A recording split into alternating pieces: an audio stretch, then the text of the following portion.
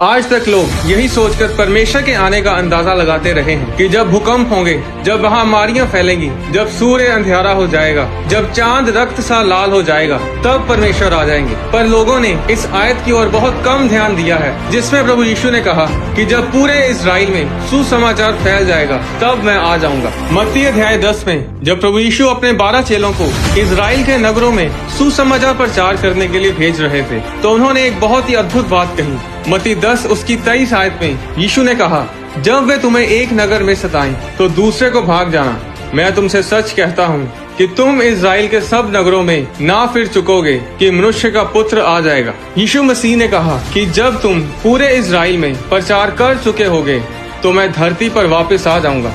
अगर आप इजराइल को देखें तो वो बस 424 किलोमीटर उत्तर से दक्षिण तक और 114 किलोमीटर पूरब से पश्चिम तक फैला हुआ है और 2000 साल पहले पूरे इजराइल में प्रचार करने के लिए इतना समय नहीं लगना था, क्योंकि उस समय इजराइल की जनसंख्या सिर्फ 10 लाख के करीब थी।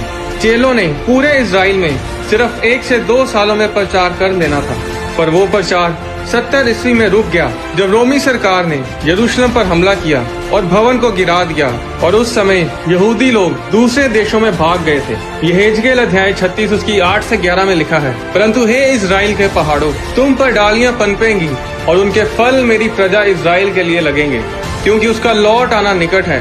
देखो, मैं तुम्हारे पक्ष में हूँ और तुम्हारी और कृपा दृष्टि करूँगा और तुम जोते बोए जाओगे और मैं तुम पर बहुत मनुष्य अर्थात इजराइल के सारे घराने को बसाऊंगा और नगर फिर बसाए और खंडर फिर बनाए जाएंगे। मैं तुम पर मनुष्यों और पुरुषों दोनों को बहुत बढ़ाऊंगा और वे बढ़ेंगे और फूले फलेंगे और मैं तुमको प्राचीन काल के समान बसाऊंगा और पहले से अधिक तुम्हारी भलाई करूंगा। तब तुम जान लोगे कि मैं यहोवा हूँ। यहेजकेल की पुस्तक के पहले भाग में परमेश्वर यहूदी लोगों को बताता है कि इजराइल उजाड़ पड़ा रहेगा जब तक उसमें विदेशी लोग रहेंगे और यहूदी लोग देश से बाहर रहेंगे। और ऐसा ही हुआ। 2000 साल तक इजराइल की जमीन बंजर पड़ी रही, बेरंग, बेढंग और पिछड़ी हुई रही, कोई विकास नहीं हुआ। यहेजकेल की पुस्तक के दूसरे भाग में परमेश्वर इजराइल की जमीन के चिन्हों को बताता है कि यहूदी लोगों के इजराइल में वापस आने पर क्या क्या होगा। मई 14, 1948 को इजराइल स्वतंत्र देश बना और परमेश्वर का वचन पूरा हुआ कि यहूदी लोग अपने देश में राज्य करेंगे।